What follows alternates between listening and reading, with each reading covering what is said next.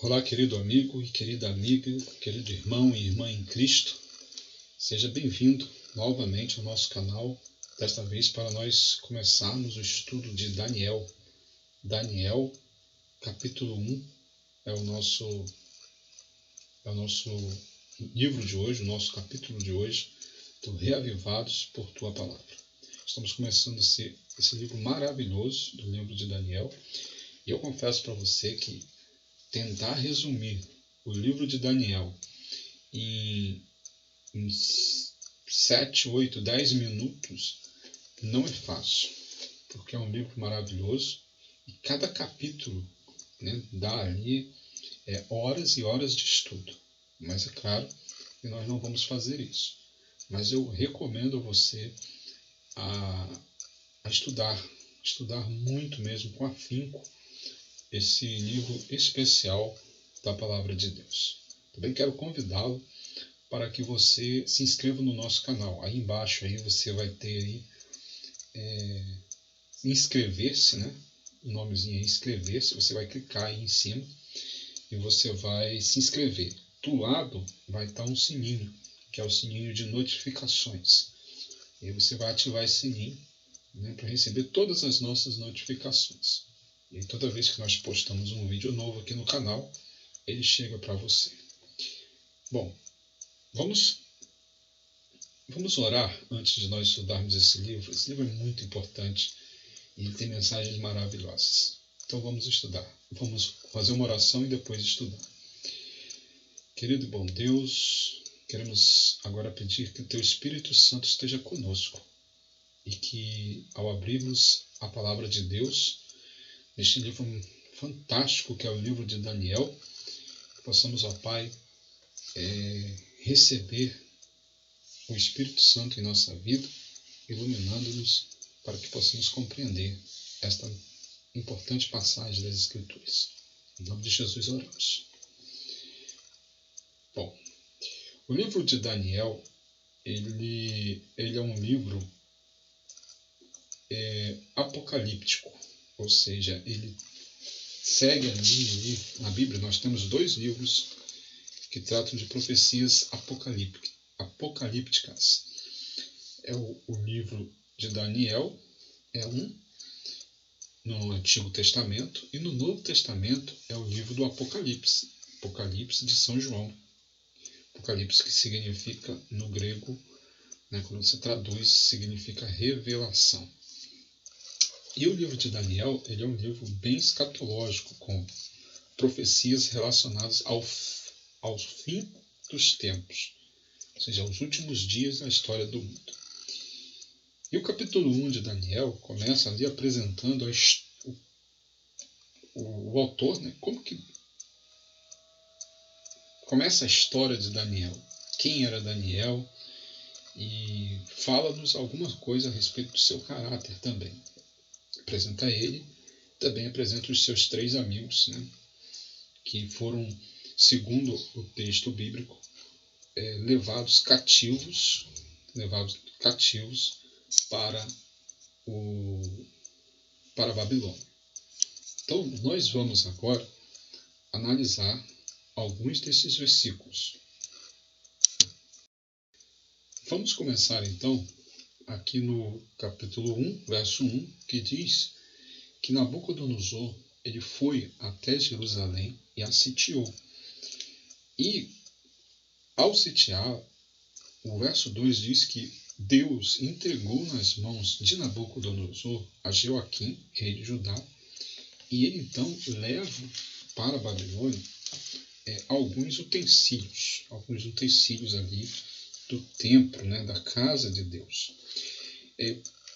Isso aconteceu ali por volta do ano 605 a.C.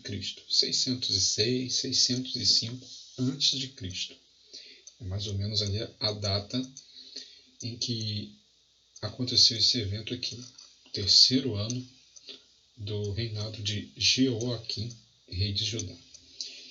E aí diz que ele levou esses utensílios para a casa do seu Deus, do tesouro do seu Deus. E o verso 3 diz que ele escolheu né, ele trouxe até o chefe dos eunucos alguns jovens hebreus. E entre esses jovens, que era da linhagem real, estava Daniel e os seus 3 amigos, ou seja, Daniel, Ananias, Misael e Azarias. É interessante a gente notar aqui que havia mais jovens judeus que foram levados junto com os quatro amigos.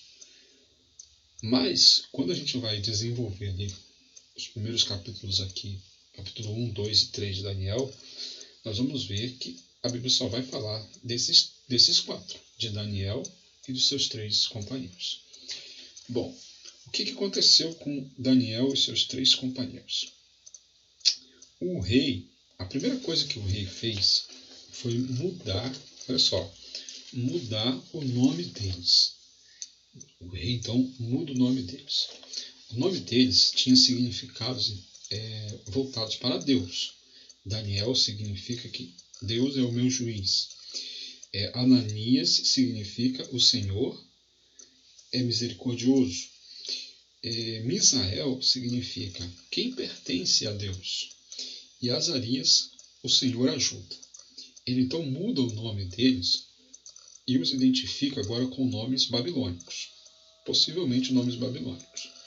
2 desses nomes, o de Daniel e o de Abed-nego, a gente conhece o significado. Os outros nós não conhecemos. Há algumas especulações, mas não é certo. Então Daniel passa a se chamar Beltesazar, que significa, o mais provavelmente, Bel, que é o deus babilônico. Bel protege a vida do rei, ou Bel protege o rei. E Azarias vai se chamar Abed-nego, que significa servo do deus Nabu, um outro deus. De cara a gente já percebe que o rei quer fazer o quê? Mudar a identidade deles.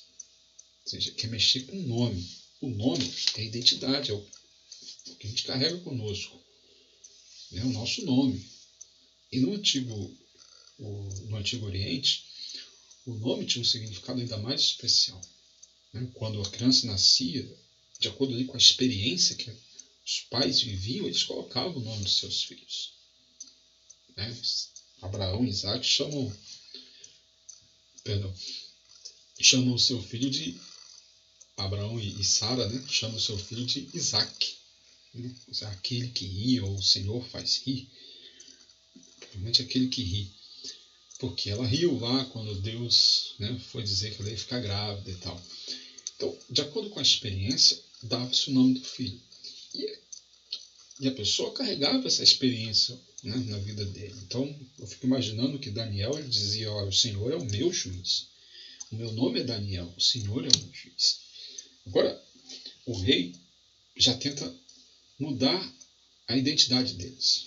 Ou seja, vocês podem ser hebreus, nasceram lá na Judéia, mas vocês agora são babilônicos. Vocês servem não ao Deus de vocês, mas ao nosso Deus.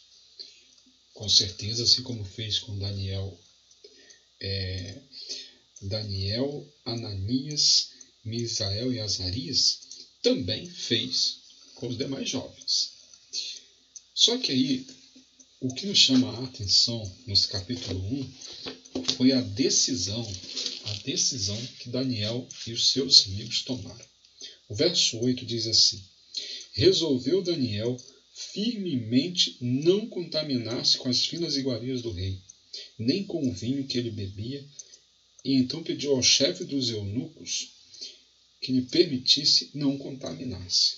Ou seja, o rei tinha decidido que eles iriam ali comer da mesa real e também tomar do vinho, o vinho que ele bebia. Ou seja, aparentemente parecia ser um privilégio, não é verdade? Você está ali na casa do rei, agora você vai comer na mesa do rei. Só que no meio daquelas finas iguarias, havia muita coisa que um judeu jamais comeria, porque não estava de acordo com Levíticos 11. ou seja, ali havia animais imundos. Também ali havia animais cuja carne havia sido oferecida, sacrificada aos deuses babilônicos. Também havia bebida alcoólica. E tudo isso, Daniel e seus companheiros haviam aprendido de seus pais que não agradava a Deus. Daniel, então, ele resolve firmemente não se contaminar. E ele, então, pede ao rei, ou melhor, ao rei não, ao chefe dos eunucos, a Aspernais, que ajude eles nisso. Né? E eles acabam tendo, né, uma resistência do chefe dos eunucos. Porque o chefe dos eunucos, no verso 10, diz para eles assim: olha, o rei, ele determinou a comida de vocês, também a vossa bebida. E se ele chegar aqui e ver vocês mais abatidos do que os outros, vocês colocam em risco a minha cabeça perante o rei. O Aspernais, ele ficou com medo, né, de atender ao pedido de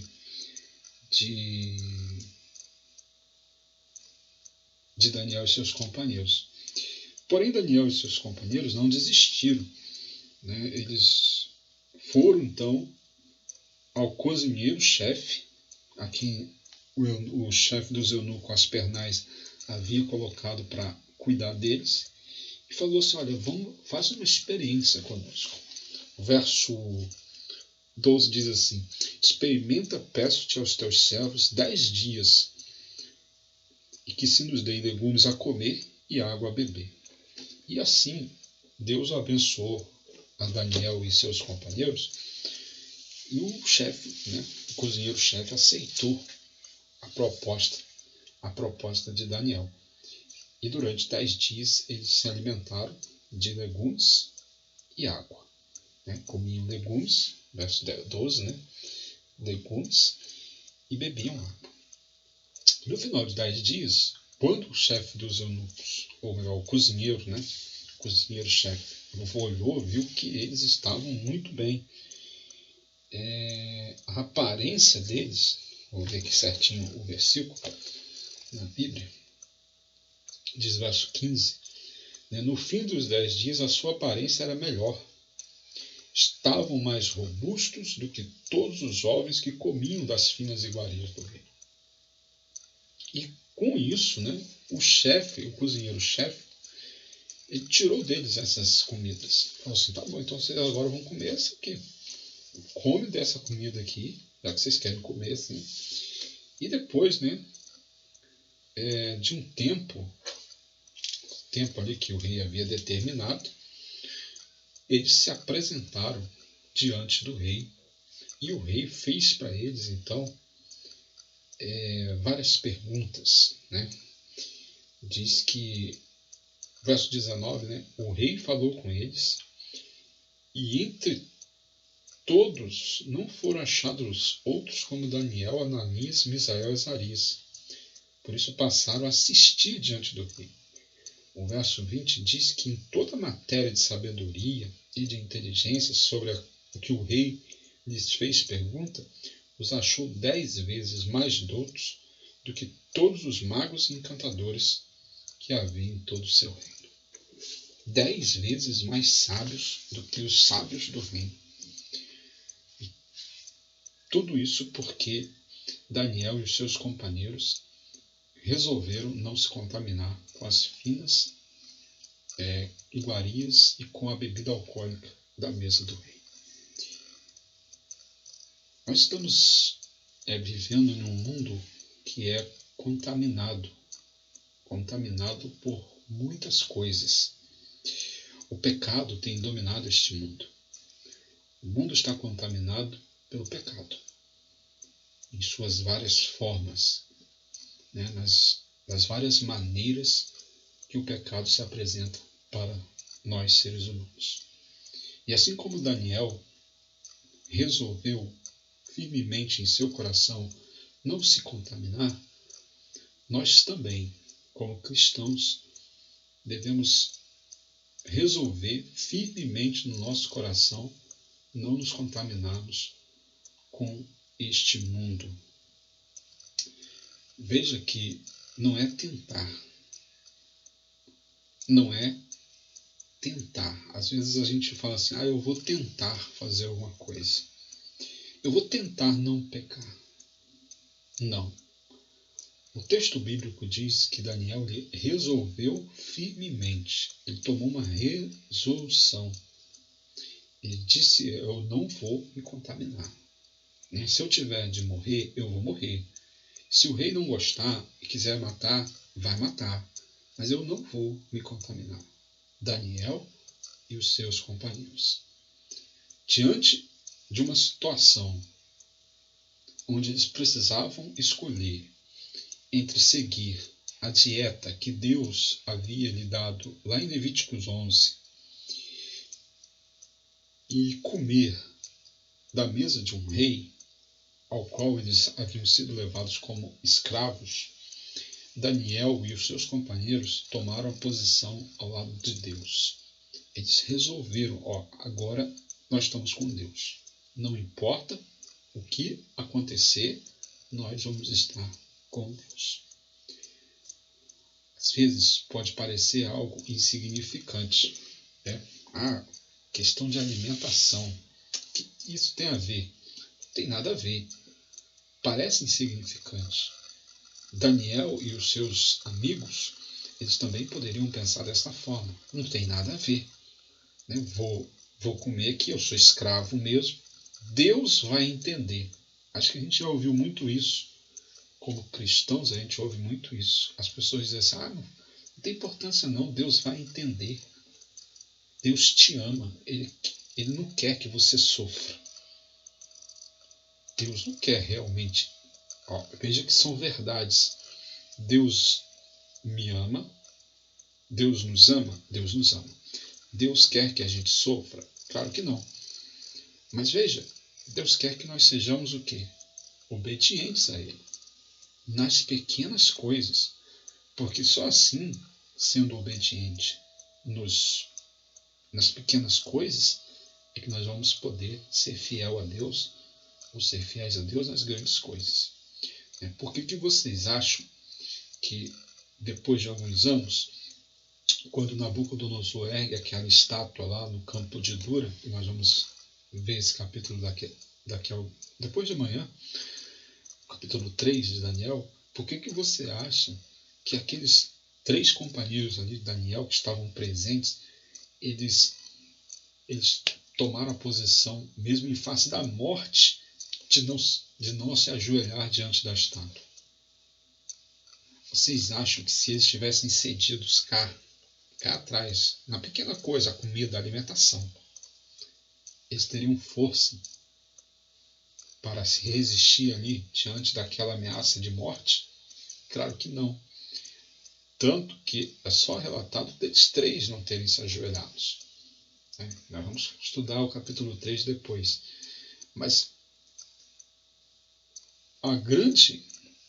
as grandes manifestações de fidelidade que nós encontramos na Bíblia, ou na vida mesmo, como um todo, de pessoas que são fiéis a Deus, elas começam sendo fiéis no pouco. Como Jesus fala lá, foste fiel no pouco, sobre o muito te colocarei. Então, que nós possamos tomar essa decisão de ser fiel a Deus no pouco. Tem uma passagem de Jeremias que ele diz assim, olha, se vocês não conseguem acompanhar os que andam a pé, como é que vocês vão correr, com os que andam a cavalo? Então, se nós, em tempos de paz, se nós não conseguimos ser fiel a Deus nas coisas pequenas, como é que numa hora, quando nós estivermos diante de um decreto de morte, por exemplo, nós vamos conseguir ser fiel a Deus? Possivelmente não vamos. Então, que nós possamos não tentar ser fiel a Deus, mas que nós possamos resolver firmemente no nosso coração ser fiel a Deus. Bom, se você me acompanhou até o final desse vídeo, parabéns, que Deus o abençoe grandemente e que o Espírito de Deus esteja com você.